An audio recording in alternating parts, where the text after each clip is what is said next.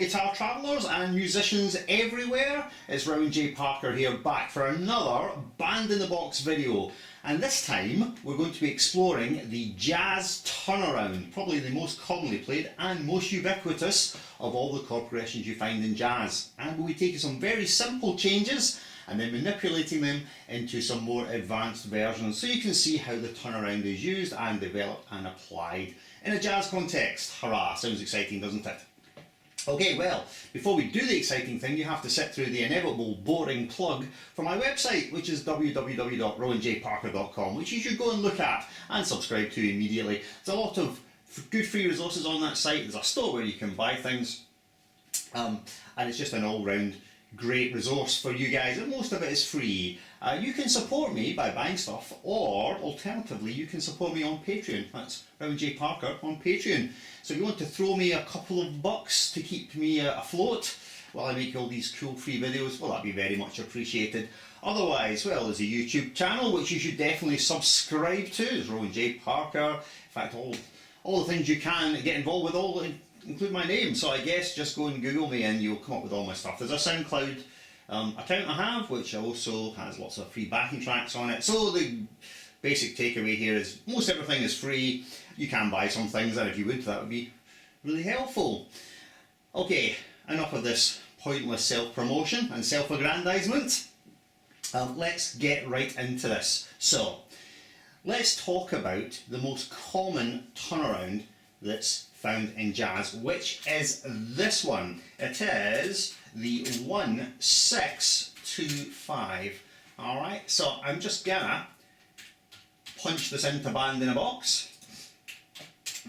Now, if you're wondering what the hell 1-6-2-5 means, all it means is the first 6th, 2nd and 5th chords that are found in the key that we're operating in, which in this case is obviously C. So the first chord in the key of C is C major 7, the 6th chord is A minor 7, the 2nd chord is D minor 7 and the 5th chord is G7. So this is what's called a diatonic 1-6-2-5, incredibly common vanilla chord progression. So let's just play this little guy and see what it sounds like.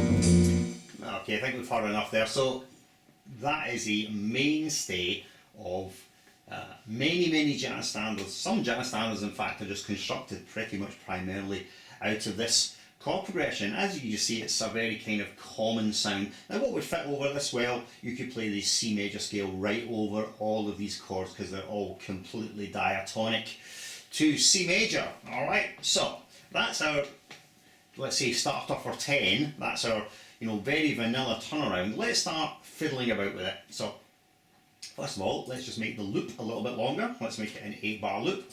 And here's the first thing we're going to do. The 1 chord, the C major 7, we can substitute the 1 chord for the 3 chord. And this is really extremely common to do. So, what is the 3rd chord in the key of C major? Well, that would be C major 7, D minor 7, E minor 7 is the 3 chord. So, let's swap the C major 7 out for E minor 7, and we'll keep everything else the same. So in this case, this turnaround now becomes what's called a 3-6-2-5. Ooh, let's try that again. 3-6-2-5. Sorry about the coughing, I have a little bit of a cold. So 3-6-2-5, and the E minor 7 substituting for C major 7. So let's just play that and have a listen to how that sounds.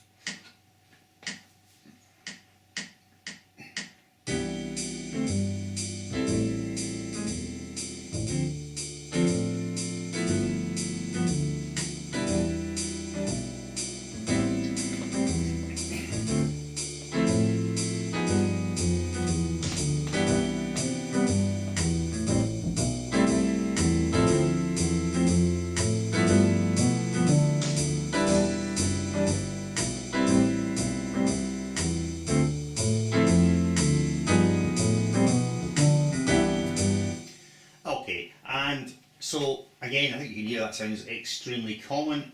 And again, this is totally diatonic to C major, all the chords in the key of C major, so we want to float one scale right over the top of this set of changes, we can, which would be C major. Alright, so let's move along now and do some other alterations. So I'm going to do this 4 bars at a time so you can see how one turnaround sort of morphs or develops into the next one, right? So they're going to be incrementally getting longer. Right, so here's the next thing we're going to do. It's extremely common to change the quality of the 6th chord from a minor quality to a dominant quality. Now the reason we would want to do this is to strengthen the resolution into the subsequent chord, which is D minor, and this would create a internal perfect cadence of 5-1 between these two chords, so the resolution into the D minor would just sound better. Now there's an interesting thing that's happened here, because now we've got E minor 7, A7, D minor 7, G7. Now this is incredibly common as a turnaround. There's a couple of ways of looking at this turnaround, and that is E minor 7 and A7 could be considered to be the 2-5 of D major. So to play over this, you could play a D major scale, right? And then D minor 7 and G7, that would be considered to be the 2-5 of C major, so you could play C major over this. So you could view this as being 2-5 in D, then 2-5 in C, which is accurate and technically correct. However, really the intent is not really like that. I would say that really for me, if I'm going to play over this, I'm still going to play C major over this, and over this, and over this. However, over this chord, well, obviously I can't play C major because the A7 contains C sharp, and therefore if I try and blast my C major scale on top of it, it's maybe not going to sound so good. So I need to play something that's specific to this chord, and there's actually a lot of scale choices we can make here, but I'm going to suggest one here that you can try, and that would be D harmonic minor. Now, the reason this works is because D harmonic minor produces the A7 chord on its 5th degree, on its dominant degree. So you can, if you like, play C major for this, D harmonic minor for that, and then back to C major for these subsequent two chords. However the case that may be, this is still an extremely ubiquitous turnaround, which you find very, very commonly at the end of blues progressions, and all sorts of standard progressions have this sort of 2-5-2-5 sort of affair, which will then lead back to the tonic. Okay, so I hope that's clear for the inclusion of the A7. So let's just have a listen and see how we go. Let's listen.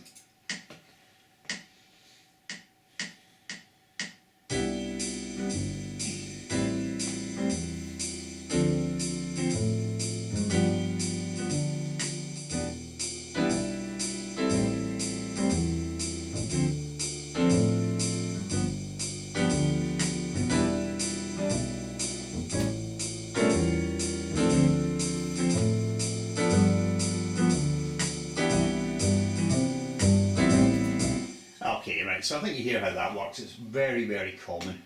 So let's crack along again. Let's add another 4 bars to our loop. And let's also add an ending chord. So let's end on C major 7.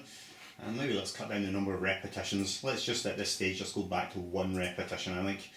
So once through. That's not even a repetition, is it? If it's only once through, it's once through.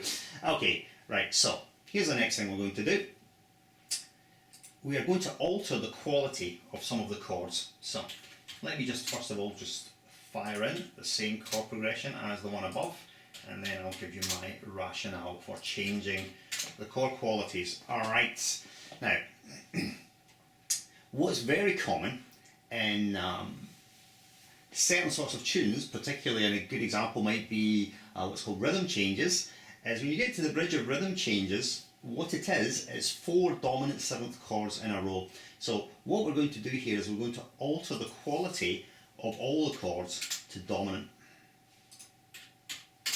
And this produces a chord progression which is sometimes called 5 of 5 or dominant back cycle. So the way it works is this, is that a dominant 7th chord wants to resolve down a 5th, and as long as the chord does resolve down a 5th, the chord doesn't much care what quality it resolves to. So E7 could resolve to A minor or A major or A7, or for that matter A minor 7 flat 5, or really any sort of A at all. So the fact it resolves to A7 doesn't really matter. It's still doing its dominant job, which is to resolve down a fifth, right? So E7 resolves down a fifth, but it resolves down a fifth to A7. Then if you think about the consequence of that, if you're now on A7, well, that in turn can resolve down a fifth. So what is a fifth down from A7? That would be D, and you can see that's where it resolves to, but it resolves to D7, which in its turn is a dominant chord which wants to resolve down a fifth, and it does so to G7. Okay, now in theory you can keep this chain of dominant chords going pretty much indefinitely, right around the circle of fifths, all 12 keys. So you could have E7 to A7 to D7 to G7 to C7 to F7 to B flat 7 to E flat 7 to A flat 7 to D flat 7 to G7, G flat 7 to B7 and back to E7. And it's actually a really good set of changes to practice over to get your modulating cycles down. And I'll do a video about it at some point. Right, but for in the meantime, this is a demonstration of the 5/5 dominant back cycle. Okay, now to play over this it gets a bit more problematic because none of these chords are in the same key. There is no key which contains all 4 dominant 7th chords, right? In fact, there's only one dominant 7th chord in any major key, so we are going to have to, at a minimum, change to some basic scale for each chord, and that's what we're going to do. So, what will fit on E7? Well, the major mode that fits on dominant chords is Mixolydian, so we could play E Mixolydian, and then A Mixolydian, and then D Mixolydian, then G Mixolydian. Now obviously this is a much more of a challenge to improvise over than say this first one, because the first one was just all C major. So you see that although now these corporations look quite different, they actually have the same initial genesis, and this would still be described as a sort of 3/6-2/5 turnaround, although we have now got quality substitutions. Alright, phew, so let's play this and see what it sounds like.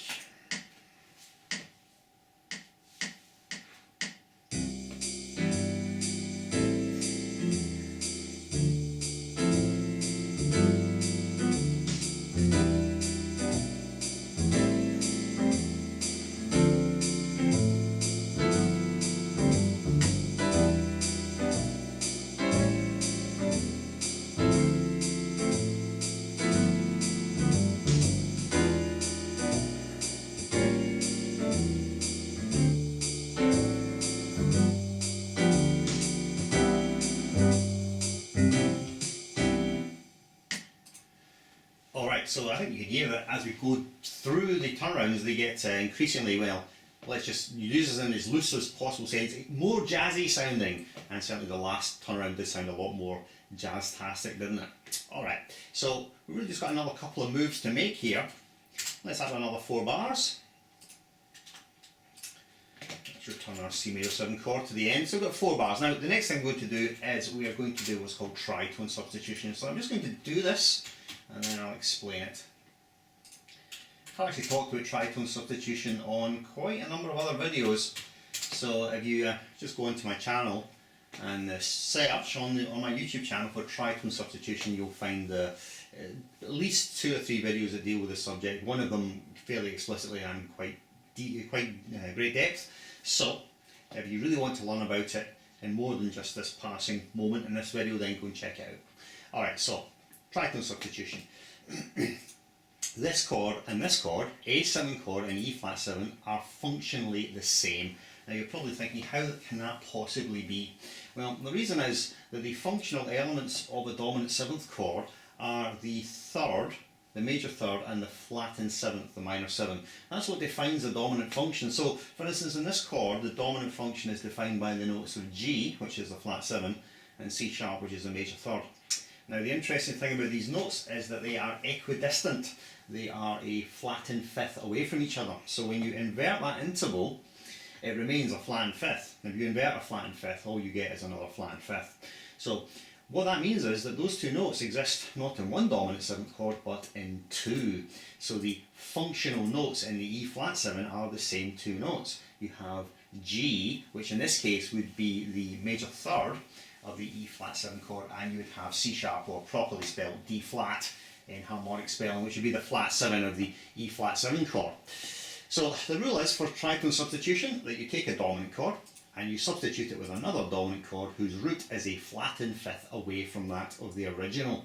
Now why might you want to do this? Well, you can see that if we look at the root motion, instead of everything moving in fifths, which we had in the previous example, we had E, A, D, G, the root motion all being in fifths. Now we've got lovely chromatic root motion, everything went down to semitones. So again, extremely common device in jazz, and you see it implemented in compositions, and you see soloists do this all the time when they comp, and also when they improvise, they apply the flat 5 or tritone substitution. Okay, so let's play this one more time and have a listen.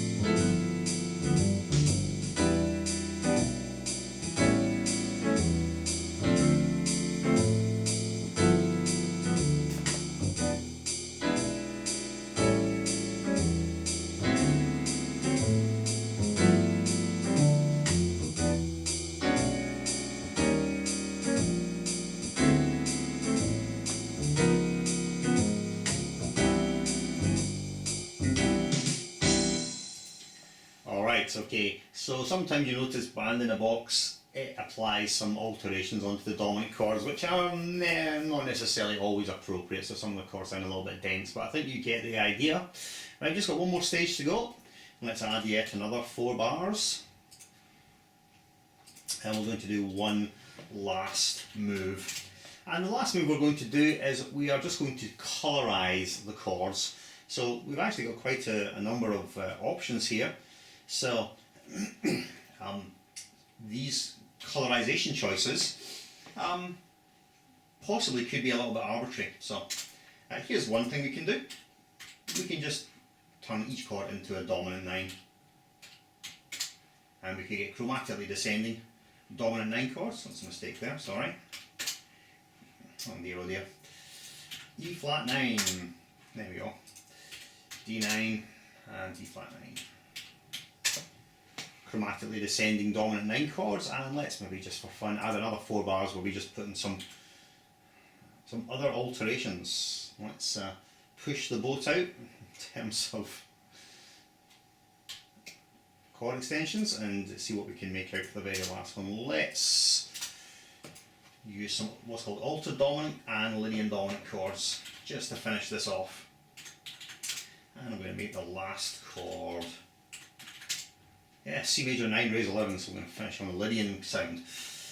Okay, so altered dominant, E7 sharp 9, and then let's go to, what shall we have? In fact, let's go E9 sharp 11, and then let's go to E flat 7 sharp 5 sharp 9, yeah, altered dominant, and then let's go to a D7 flat 9 flat 5 chord. Oof, let's see, band in the box will actually take that. D7 flat 5 flat 9.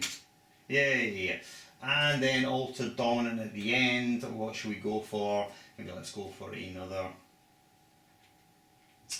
Let's see, D flat. Let's go for D flat 9. Let's make it vanilla. This might not make them all crazy. Alrighty. So this is really again just colorizing the chords. The way I like to explain this, a really rather rubbish analogy, is imagine that someone gives you a lovely sponge cake for your birthday. And the sponge cake is quite tasty, but this particular sponge cake, in fact, so let's say this one is very, very plain. It's just 2 layers of sponge, a bit of icing, and that's it. It still tastes good, but yeah, it's not very exciting. And then all we're doing really here in each subsequent line is just decorating that cake a bit more. Maybe this one's got chocolate frosting on it. Hurrah, I do love chocolate frosting. Not good for the waistline though. And then maybe this one's got chocolate frosting and a bit of decoration on it that says happy birthday on it. And then maybe this one has got like everything on it. You know, it's got chocolate frosting, it's got decoration that says happy birthday, and there's a little, you know, model guitar sitting on top of the cake, and you know, it gets presented to you by a stripper, say.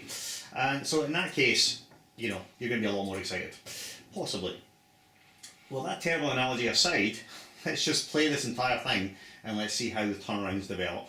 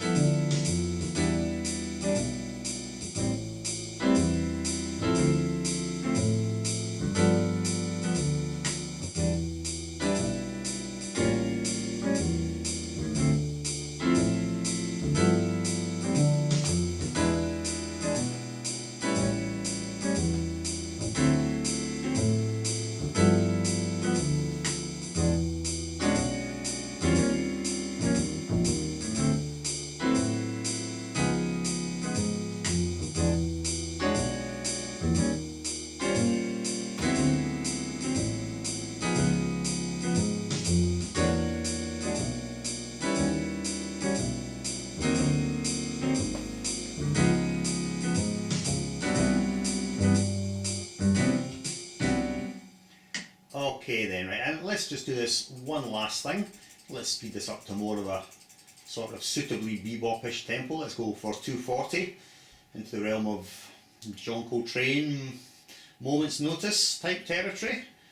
And let's give you two choruses, so we've got a repeat and then just play this whole thing right through just to see what it sounds like at a bit more of an exciting tempo. Let's go.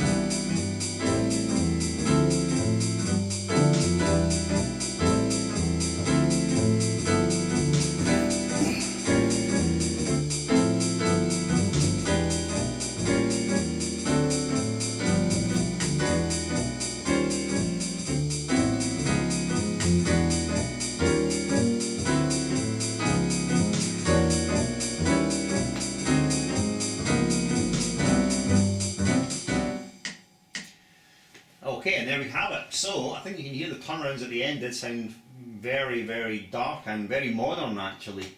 So this sort of harmony, you know, you would have standard tunes from maybe the 30s and the 40s, more vanilla, and then I suppose gradually this whole thing could be, you know, described as an evolution, not just in complexity, but also in terms of time, because generally the more complex and colorized the harmony and the chords become, the more modern of an era you're entering into. So by the time you hit these chords, you're probably looking at definitely the post-bebop era, and maybe looking at artists like Wayne Shorter and so on, who would have used this sort of harmony quite extensively rather than the kind of fairly safe and vanilla stuff we see at the top. So I hope this video has been useful to you, and you can see how the most commonly played turnaround in all of jazz develops, and when you see these changes used in actual songs, you'll understand where the hell they're coming from, rather than just thinking, oh, where are all these mysterious chords appearing from. Alright, so that will do it for this lesson. Thank you very much for watching. Don't forget to subscribe to the YouTube channel, like, share, you know, all that usual good stuff, and go and check the website out. Alright, that will do for today, troops. I'll see you next time. Round J. Parker signing off. Farewell!